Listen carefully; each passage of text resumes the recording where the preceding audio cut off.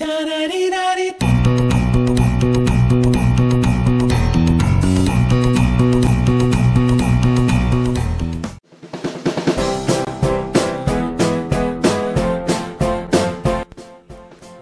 6. How do you explain the physical reasons behind the differences in the swimming methods of bacteria and fish? Bakteri dan ikan hidup di lingkungan yang sama, yaitu air. Namun karakteristik yang dirasakan berbeda. Hal yang membedakan adalah viscous dissipation mendominasi inertial effect pada nanoword. Hal tersebut dijelaskan secara kuantitatif menggunakan bilangan Reynolds sebagai berikut. Pada aliran laminar, di mana bilangan Reynolds rendah atau ketika friction mendominasi, pengaruh temperature berlaku. Oleh karena itu, untuk bergerak atau berpindah tempat, bakteri melakukan gerak yang tidak resiprokal atau bolak-balik. Beberapa cara yang dapat dilakukan adalah menggunakan flagella atau cilia.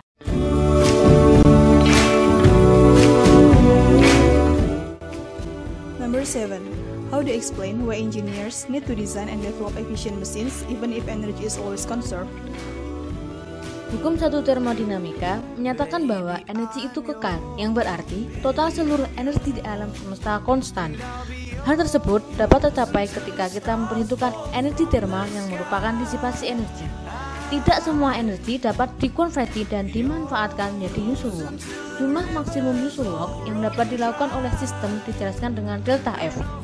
Untuk memperoleh nilai maksimum tersebut atau dapat dikatakan efisiensi tinggi, proses penurunan free energy perlu diatur, yaitu dengan melepaskan batasan sistem secara perlahan dan terkendali atau disebut proses quasi-static.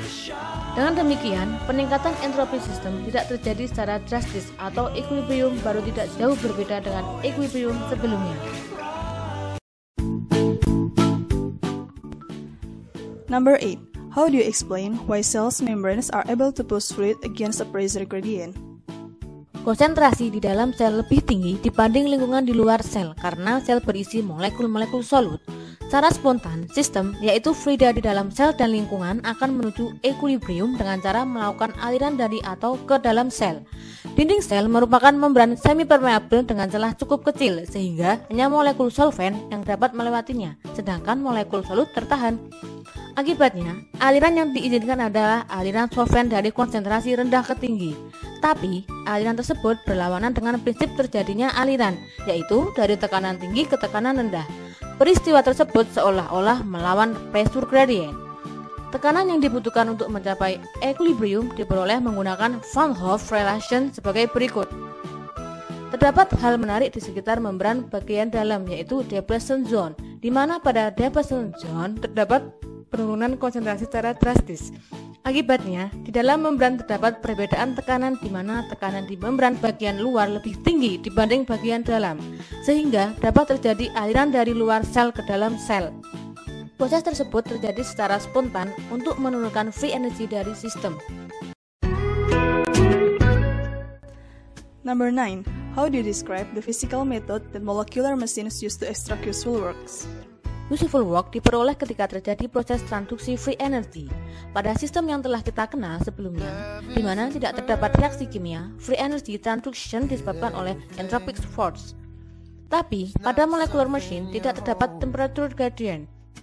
Yang menyebabkan adanya free energy transduction di dalam molecular machine adalah perbedaan chemical potential, yang menunjukkan ketersediaan partikel.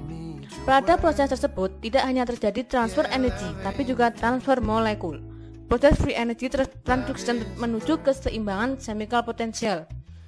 Proses tersebut dapat dimanfaatkan menjadi useful work, di mana useful work pada kasus ini bukan berupa kerja mekanik, melainkan sintesis kimia. Terjadinya proses tersebut dipengaruhi oleh activation energy.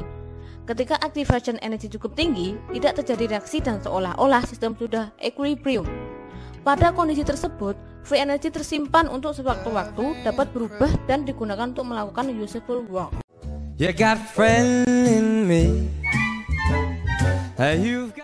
Number 10. How will you, as an engineer, apply this knowledge you have gained from this course?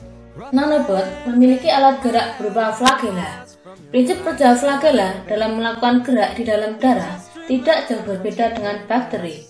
Pada nanobot, energi input berasal dari flat antena, di mana flat antena tersebut berfungsi untuk memainkan medan magnet. Sebagai akibatnya, rotary motor bergerak.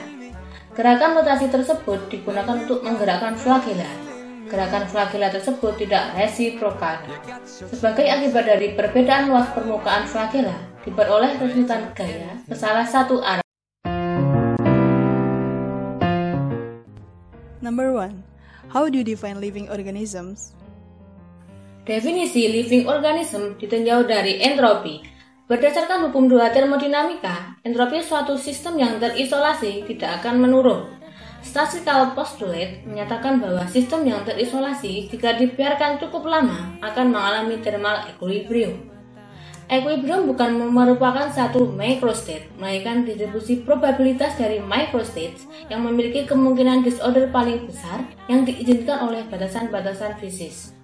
Pada makhluk hidup, equilibrium berarti kematian karena proses-proses kehidupan yang terjadi di dalamnya merupakan proses perubahan energi yang dapat dimanfaatkan untuk melakukan usual work. Ketika sistem sudah mencapai equilibrium, proses-proses tersebut dapat dikatakan berhenti menghasilkan usual work. Seperti yang dikatakan oleh Evelyn Schrödinger, living things slowly decay into disorder and equilibrium. I've been all around the world, I've been a new sensation, but it doesn't really matter in this generation. The sophomore slump is an uphill battle, and someone said that ain't my scene, cause they need a new song like a new religion, music for the television. I can't do the long division, someone do the math, but the record label puts me on the shelf up in the freezer. Gotta find another way to live the life of leisure, so I drop my top, mix and I mingle. Is everybody ready for the single? And it goes la la la la. Now listen closer to the verse I left.